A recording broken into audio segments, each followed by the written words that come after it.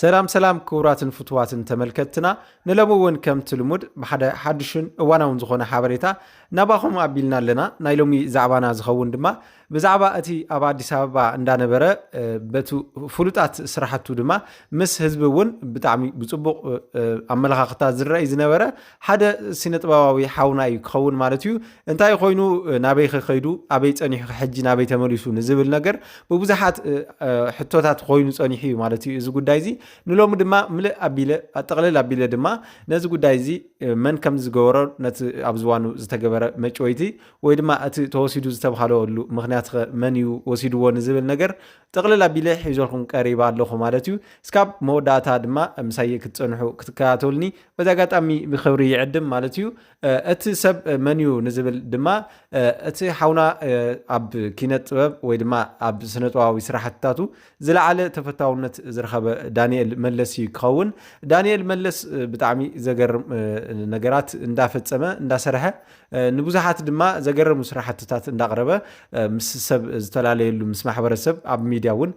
ብዙሕ ፅዑንተ ፈጣሪ ዝበሃል ዝነበረ ድሓር ግን ናብ ዝኾነ ኣቢሉ ተባሂሉ ብእተሎ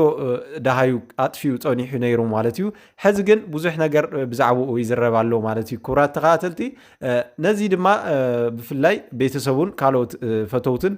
ዝሃብዎ ሓበሬታታት እንተሃልየ ጠፊኡ ከም ዘሎን ኣበይ ከም ዘሎ ዳሃዩ እውን ከም ዘይፈልጡን እዮም ተናጊሮም ነይሮም ማለት እዩ ንሕዚ ኸ እንታይ ከም ዝበሉ እውን እዚ ሒዘዮ ዘለኹ ሓበሬታ እስካብ መወዳእታ ክትከታተሉ ኣብ ክትረኽብዎ ኢኹም ማለት እዩ ሙሉእ ሓበሬታ እንታይ ሞ ክቡራት ተኸታተልቲ ብፍላይ እዚ ሓውና ዳንኤል መለስ ማለት እዩ ኣብ ዝገብሮም ዝነበሩ ስራሕትታት ብፍላይ ድማ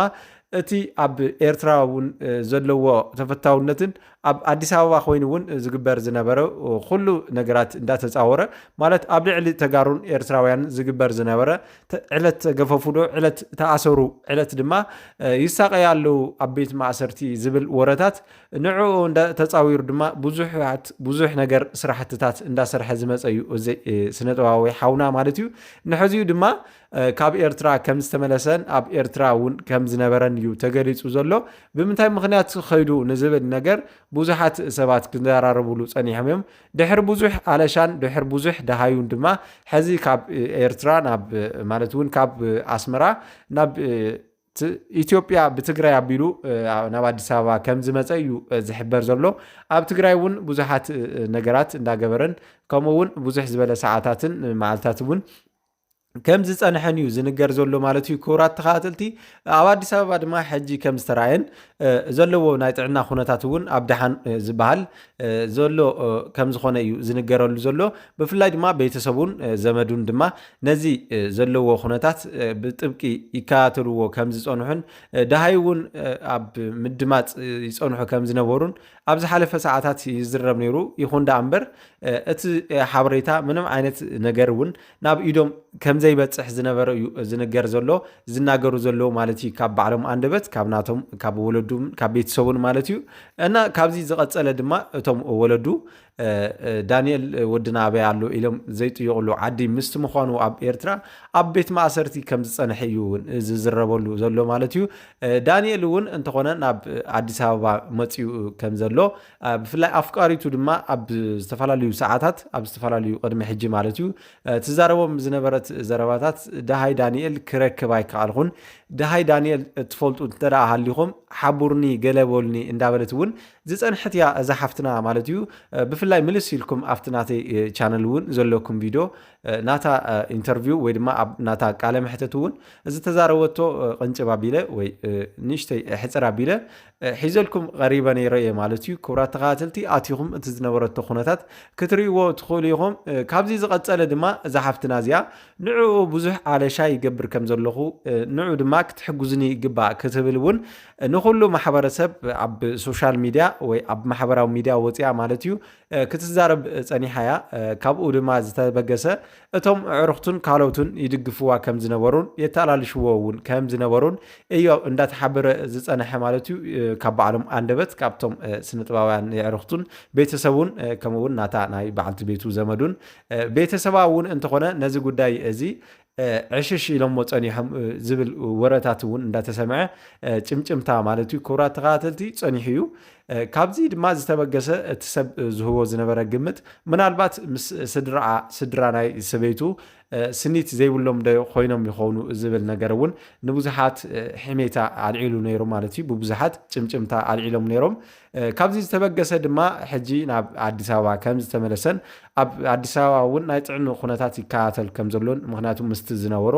ናይ ቤት ማእሰርቲ ምጉስቋል ድዩ ወይ ኣበይ ተዓፊኑ ከም ዝነበረ ዘይተፈለጠሉ ካብ ባዕሉ ድማ ዝተነገረ ነገር ከም ዘየለን ንክናገር እውን ንእሽተይ ሞራሉ ከም ዝሓፀሮን እዩ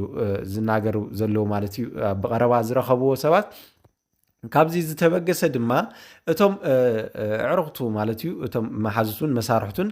ንዳንኤል ክጥይቕዎ ንቀደም እውን ንክረጋጋዕ ዕድል ይህብዎ ከም ዘለውን ንዑ ድማ እንዳኸዱ ይጥይቕዎ ከም ዘለውን ኣብ ከባቢ 22 ዝተባሃለ ፍሉይ ቦታ ማለት እዩ ኣብኡ ይነብር ከም ዘሎን እዩ ዝነገረሉ ዘሎ ዳንኤል ሓውና ማለት እዩ ብፍላይ እዚ ዳንኤል ሓውና ሰበይቱን ጓሉን ወይ ወዱ ይቅርታ መን እዮም ምዃኖም እቲ ውላዶም ድማ ዝከናኸኖ ሰብ ንክህሊ ብጣዕሚ ብዙሕ ነገራት ካብቲ ዘለኽዎ ዝነበርኽዎ ይገብር ነይረ እውን ዝበለሉ ሰዓት ከም ዝነበረ እውን ገለ ጭምጭምታ እንዳተዘረበ እዩ ዝርከብ ብፍላይ ድማ ስድራው ድማ ነዚ ክሻቐሉ ከም ዘይብሎምን ኣነ ደሓኒ ዘለኹ እንዳበለ እዩ ይናገር ይሰድድ ፀኒሑ ምንባሩ ዝናገሩ ማለት እዩ እቶም ጭምጭምታ ወግዕታት ብፍላይ ብብዙሓት ሰባት እውን ናይዚ ተፈታውነቱ ዝንገረሉ እዚ ዳንኤል ሓውና ማለት እዩ ዳንኤል መለስ እቲ ዘለዎ ኣብ ኪነት ንዑ ድማ ዝግበኦ ዝነበረ ክብርታትን እዚ ከም ዘይነበረ እዩ ዝንገረሉ ዘሎ ማለት እዩ ብፍላይ ድማ እቲ ንሱ ዝገብሮ ዝነበረ ስራሕትታት ብጣዕሚ ኣዝዩ ጽቡቕ ከም ዝነበረን ናብ ቤት ማእሰርቲ እውን ዘዳርግ ከም ዘይነበረን ከምኡ እውን ኣብ ኤርትራ ከም ዝተኣሰረ እውን ብዙሓት ሰባት ይናገርሉ ኣለዉ ማለት እዩ ኣነ እውን እንተኾነ ነዚ ሓውና እዚ ጽቡቕ ናይ ስነ ምግባርን ከምኡ እውን ኣብ ስራሕ ዘለዎ ድሌቱን ጽቡቕ ምንባሩ እየ ዝዝክር ነይረ ብኻሊእ ወገን ድማ ሃሊ ነገር ክንገር እንተሎ ግን ብጣዕሚ ተሰሚዕኒ ማለት እዩ ክቡራት ተኸታተልቲ ንስኹም እውን እትብልዎ እንተሃልዩ እውን ኣብ ላይክኹም እውን ክተቐምጥዎ ትኽእሉ ኢኹም ነቲ ናተይ ሓሳብ እትድግፉ ዳ እንተኮይንኹም እንተዘይትድግፎ እውን ኣብ ካሊእ ሓበሬታ ክደግሞ እየ ማለት እዩ እቲ ዝግበር ዘሎ ወይ እቲ ዝኾነ ዘሎ ብሓበሬታ ምፅእ ክትድግፍዎ ክገብር እየ ማለት እዩ ክቡራት ተኸታተልቲ ካሊእ ድማ ብዛዕባ ቤተሰቡ እውን ብዙሕ ነገር እንዳተዘረበ እዩ ዝርከብ ብፍላይ እቶም ወለዱ ነታ ሰበይቱ ከምዘይቕበልዋን ከምዘይፈትዋን ምስ ካሊእ እውን ይጠርጥርዋ ከም ዝፀንሑን ብኡ ኣቢሉ ድማ ወድና ጠፊኡ ክኸውን ይኽእል እዩ እውን ዝብልዎ ዘለዉ ማለት እዩ ኣብዚ ሕዚ ሰዓት እሶም ትክክል ድዮም ንዝብል ነገር ድሕር እቲ ናይ ዳንኤል ጉዳይ እዩ ክኸውን ማለት እዩ ዳንኤል ነዚ ሰበይቱ ተቐቢልዋ ፅቡቕ ኮይኖም ዝቕፅሉ ኩነታት ይፍጠር ኣሎ ቤተሰብ እውን ኣብዚ ከኣትይዎ ድማ ይኣትይዎን ንዝብል ነገር ድማ ብሓንሳ ንሪኦ ዝኸውን ጉዳይ እዩ ማለት እዩ ሃልዩ እውን እንተኾነ ጉዳይ ሰውነቱ ከመይ ኣሎ ጥዕኑ ከመይ ኣሎ ኢሎም ብዙሓት ሰባት እውን ዝጠየቁኒ ሰባት ኣለዉ ኣብ ውሽጢ መስመር ማለት እዩ ኣነ ከዓ እቲ ጉዳይ ብምሉኡ ከፃሪ ኣብ ዝገበርኩሉ ሰዓት ማለት እዩ ብዙሓት ነገራት እንዳተፈጠሩ ከም ዝነበሩን ኣብ ልዕሊኡ ድማ ብዙሓት በደላት ይበፅሕዎ ከም ዝነበሩን እቲ ዘለዎ ኩነታት ድማ ንእሽተይ ክፍእ ዝበሎ ይመስል ማለት እዩ ክረአይ እንተሎ ካብዚ ድማ ዝተበገሰ እቲ ሰውነቱ ንእሽተይ ናይ ምቕናስ ኩነታት ኣርኢ ኣሎ እና ክቡራት ተኸታተልቲ እዚ እዩ እቲ ናይ ዳንኤል ጉዳይ እውን ንሎሚ ሒዘዮ ዝፀናሕኩ ብኻሊእ ሓድሽ ሓበሬታ ናባኹም እሳብ ዘብል ሰሰናዩ ንዓኹም ክኾነልኩም እንዳተመነኹ ሼር ላይክ ሳብስክራይብ እንዳገበርኩም ድማ እዚ ቻነል እውን ክዓቢ ብፍላይ ሳብስክራይብ እንዳገበርኩም እቲ ሓበሬታ እውን ናብ ፈተውትኹምን ዘመድኹምን ክበፅሕ ድማ ሼር ብምግባር ናብ ኩሉ ክባፃሕ ግበርዎ ድሓን ኩንታ ሰናይ ናይ ስራሕ መዓልታት